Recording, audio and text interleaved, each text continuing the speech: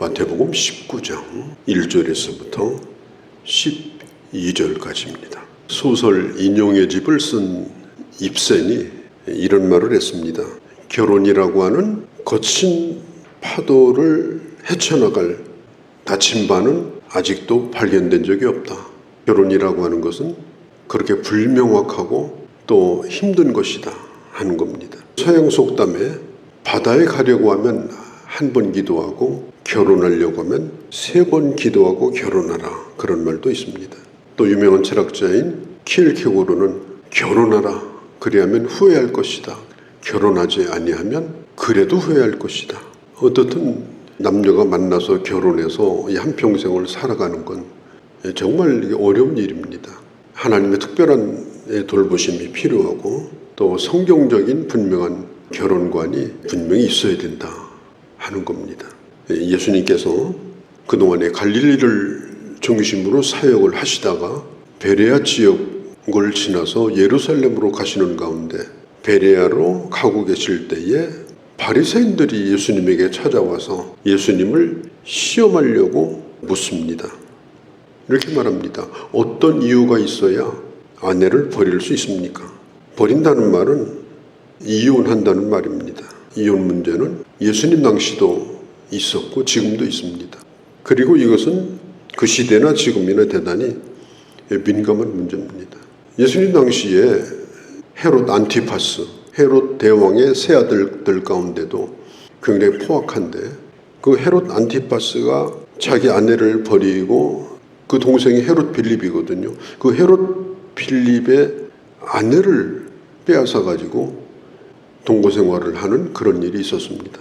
그때 당시 이게 대단한 스캔들이었습니다. 다 알고 있지만 누구도 입 밖에 낼 수 없는 그런 문제였는데 그 얘기를 입에 꺼냈던 사람이 있죠. 세례 요한입니다. 세례 요한이 그 얘기를 꺼냈다가 결국은 붙잡혀가지고 참수를 당해서 죽는 그런 일이 있었습니다. 그래서 이 바리새인도 그런 시기에 예수님에게 결혼과 이혼의 문제를 가지고 예수님을 시험하려고 뭔가 책을 잡으려고 이런 질문을 던지고 있는 것입니다. 당시에 유명한 그 랍비 가운데 힐렐이라는 학파가 있고 샴마이 학파가 있습니다. 힐렐 학파는요, 이 결혼에 대해서 좀 열려져 있는 그런 학파입니다. 뭐 별거 아닌 일도 얼마든지 아내를 버려도 된다. 특별한 이유가 없어도 된다. 이렇게 가리키는 랍비도 있었어요. 그런데 이 샴마이 학파는 그게 아니다. 부정한 일이 있는 외에는 아내와 이혼하는 것을 금한다. 그래서 랍비들 사이에도 이혼 문제가 논쟁이 되던 그런 시대에 그 논쟁 한복판에 예수님을 끌어들이기 위해서 지금 바리새인들이 예수님에게 이 질문을 던지게 됩니다. 그때 예수님께서 4절에 보면 대답하여 이르시되 사람을 지으시니가 본래 그들을 남자와 여자로 지으시고 말씀하시기를 그러므로 사람이 그 부모를 떠나 아내에게 합하여 그 둘이 한 몸이 될지라 하신 것을 읽지 못하였느냐. 그런즉 이제 둘이 아니요 한 몸이니 그러므로 하나님이 짝지어 주신 것을 사람이 나누지 못할지니라 하시니. 이렇게 말씀하니까 바리새인들이 그러면 모세는 이혼 증서를 써주고 아내와 헤어져도 된다, 이렇게 말을 했다는 것입니다. 예수님께서 이 질문에 대한 대답으로 첫 번째 하신 얘기가 뭐냐. 세상을 창조하실 때 남자와 여자를 창조하셨다. 남자들과 여자들을 창조하신 것이 아니고 아담과 하와만 창조하셨고 에덴 동산에는 그 둘만 이룬 한 가정밖에 존재하지 않았습니다. 결혼은 한 남자와 여자가 만나서 가정을 이루는 것입니다. 남자와 남자가, 여자와 여자가 그게 아닙니다. 남자와 여자가 그리고 단수로 만나서 살아가는 것, 그게 바로 결혼이다. 또 한 가지는 남자는 그 부모를 떠나, 이렇게 말합니다. 이 떠난다는 말은 남겨두고 나온다는 말입니다. 이제 부모를 그 본집에 남겨두고 분가하여서 나온다. 결혼이라는 것은 이제까지 자기를 낳아준 그 부모의 품을 떠나는 겁니다. 경제적으로도 떠나고 영적으로도 육체적으로도 분리되는 겁니다. 그래서 독립을 하는 것입니다. 부모가 자식을 결혼을 했음에도 불구하고 분명하게 떠나보내지 않으면 그 가정의 독립이 어렵습니다. 왜 어렵느냐? 계속해서 충돌이 생길 수밖에 없습니다. 가정이라고 하는 것은 어느 누구도 들여다볼 수 없는 가장 신비로운 공동체가 바로 가정입니다. 누가 들여다볼 수가 없습니다. 그건 부모라도 마찬가지입니다. 더군다나 누군가가 계속해서 그 가정을 조종한다든지 그렇게 하면 안 됩니다. 부모라도 안 됩니다. 부모는 자식을 떠나보내야 됩니다. 그리고 자식도 부모로부터 독립을 해야 됩니다. 처가와 또 시가와 본가와 이 갈등이 생김으로 인해서 어려워지는 가정이 있습니다. 예수님이 말씀합니다. 떠나가야 되고 또 부모는 떠나보내야 됩니다. 그 다음에 보면 합하여 이렇게 말합니다. 이 합한다는 말은 예수님 당시의 정의는 그 강에 있는 파피루스는 뭐하고 똑같은가 하면 그 시골에 늪에서 자라는 왕골과 거의 비슷합니다. 그걸 잘라가지고 그걸 짓이겨서 그걸 이렇게 붙여놓으면 그 종이가 돼요. 그러니까 우리나라 이 당나무를 짓이겨가지고 한지를 만드는 것하고 거의 비슷합니다. 거기다가 이제 글씨를 쓰게 되거든요. 그런데 그 파피루스를 풀을 붙여가지고 연결을 하면 두루마리가 됩니다. 이 합한다는 말은 그렇게 붙였다는 말이에요. 이 파피루스를 갖다 붙이면 안 떨어집니다. 하나가 된 거예요.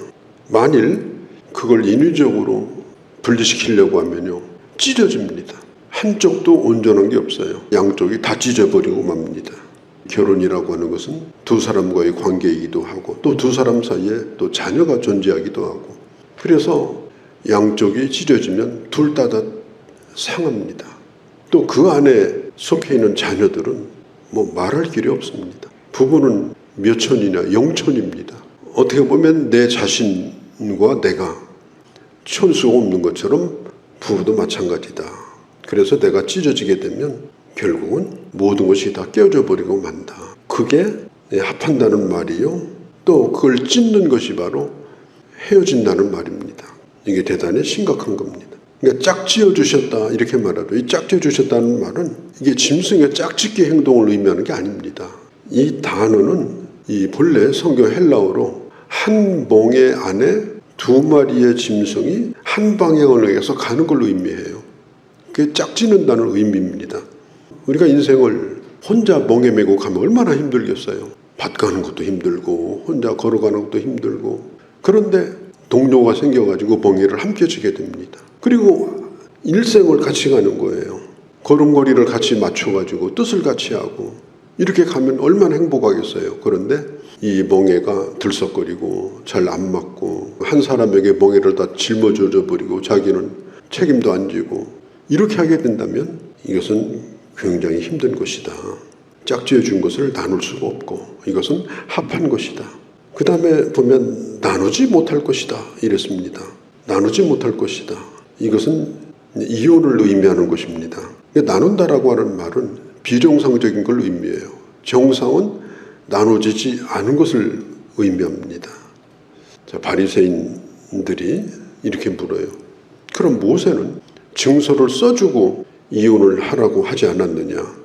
증서를 써주면 될 거 아니냐? 그때 예수님의 대답이 뭐라고 하시는가 하면 모세 당시에 어떤 일이 있었는가 하면 아무런 이유가 없어요. 오늘부터 이혼하면 그냥 그 여자는 이유를 물어볼 수도 없어요. 집을 나가야 돼요. 보따리 하나 챙겨가지고. 그런 일이 그냥 비일비재했습니다. 어떤 때는 증서도 안 써줘요. 그냥 말로 해요. 증서도 안 써주고. 이유가 있어야 될 거 아니냐, 이유가.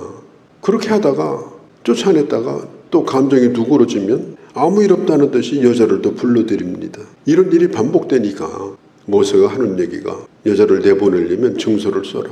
이유가 뭔지. 그렇게 여자를 다시 데려올 생각하지 말라. 증서를 쓴 책임을 네가 져라. 이 일은 쉽게 해서는 안 되는 일이다. 통보하기 전에 그 아내를 영영 잃어버릴 수 있다고 하는 걸 각오하고 이혼 통보를 해라. 깊이 생각해라. 이게 오늘 그래서 8절에 보면 본래는 그렇지 아니하니라. 이 말이 뭐냐면 그런 뜻으로 모세가 한 얘기가 아니다. 신중하고 깊이 생각하고 그리고 극도로 조심해야 될 일이다. 이렇게 말하고 있는 것입니다. 한 제자가 예수님께 와서 묻습니다. 이 제자들이 다 남자잖아요. 뭐라고 묻는가 하면 그렇다면 차라리 결혼하지 않고 사는 것이 나을 것 같은데요. 이렇게 하고 물어요. 이 말이 뭐냐면 결혼이라고 하는 건 남녀가 한번 만나면 이건 평생같이 붙어 살아야 되고 그러다 보니까 그렇게 사느니 혼자 사는 게 낫겠다. 자유남자로. 그래서 묻는 겁니다.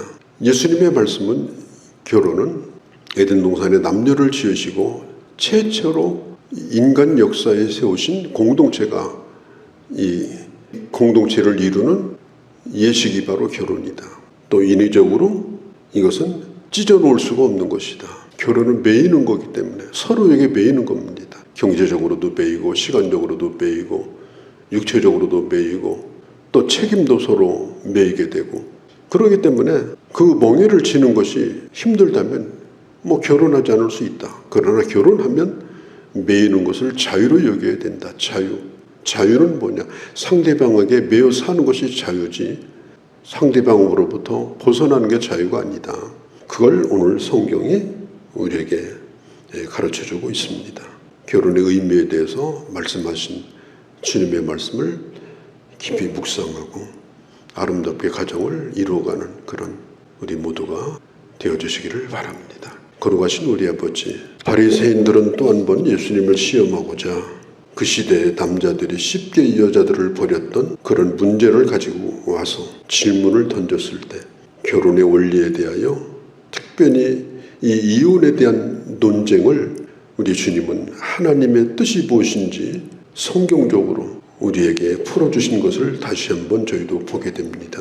이 땅에 생육하고 번성하는 하나님의 위대한 뜻을 이루는 최초의 공동체로 가정을 세워주셨고 그 가정을 통해서 오늘에 이르기까지 이 땅에 수많은 하나님의 백성들과 수많은 사람들을 주께서 두셨나이다. 결혼의 위대한 하나님의 뜻 그리고 결혼을 통해서 하나님이 기대하시는 그 놀라운 하나님의 축복과 가정을 통해서 부부가 공유하며 하나님의 복을 함께 나누는 그런 귀한 은혜를 베풀어 주옵소서. 오늘 야로도 주께 의탁하오며 우리 주 예수님의 이름으로 기도하옵나이다. 아멘.